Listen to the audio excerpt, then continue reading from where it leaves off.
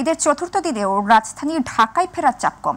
এবারে ফিরতি ঈদযাত্রার খবর জানতে সরাসরি যাচ্ছি মহাখালী বাস টার্মিনালে। সেখানে আছেন আমাদের সহকর্মী এস.এম. আরিফ। আরিফ, মহাখালী বাস টার্মিনালে ঢাকায় ফেরা যাত্রীর সংখ্যা বেশি নাকি ঢাকা ছাড়ার সংখ্যা কেমন দেখছেন আপনি, জানাবেন আমাদের।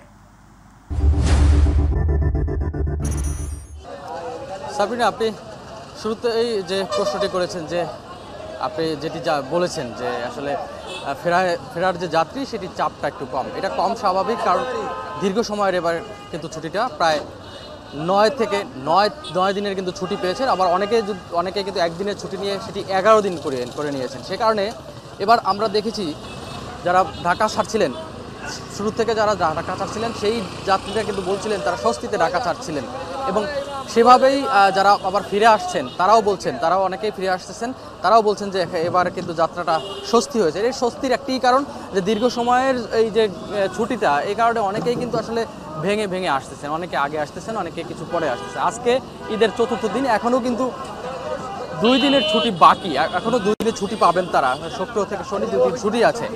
এই কারণে কিন্তু আজকে ওই অর্থে যে ঢাকায় যে রাজধানীতে ফেরা সেটির চাপটা আসলে খুব বেশি লক্ষ্য করা যায়নি। তবে কিছু মানুষ কিন্তু কিছু যাত্রী যে ঈদের আনন্দ কাটিয়ে, প্রিয়জনের সাথে ঈদের আনন্দ কাটিয়ে ঢাকা ফিরেছেন, তারা যেমনটি জানিয়েছেন যে অনেকটা ঝুঁকি ঝামেলা শেষ দিকে হতে পারে, অনেকে টিকিট শেষ দিকের পাননি, তারা আগে টিকিট করে চলে এসেছেন।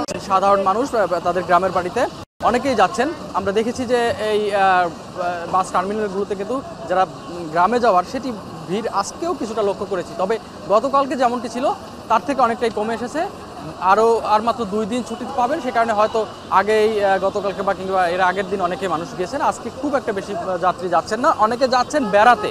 এই 1-2 দিনের যে ছুটিতে অনেকেই আমরা কথা বলেছি যাত্রীদের সাথে, তারা বলছেন যে এই ঈদের ছুটিটাকে একটু বেরিয়ে কোনো দর্শনীয় স্থান রয়েছে ঢাকার আশেপাশে বা ঢাকার বাইরে, সেখানে কিন্তু তারা ঘুরতে যাচ্ছেন, বেড়াতে যাচ্ছেন, এবং পাশাপাশি অনেকে আবার গ্রামের আত্মীয় স্বজনের বাড়িতে কিন্তু বেড়াতে যাচ্ছেন, এটিও আমরা লক্ষ্য করেছি এখানে এসে।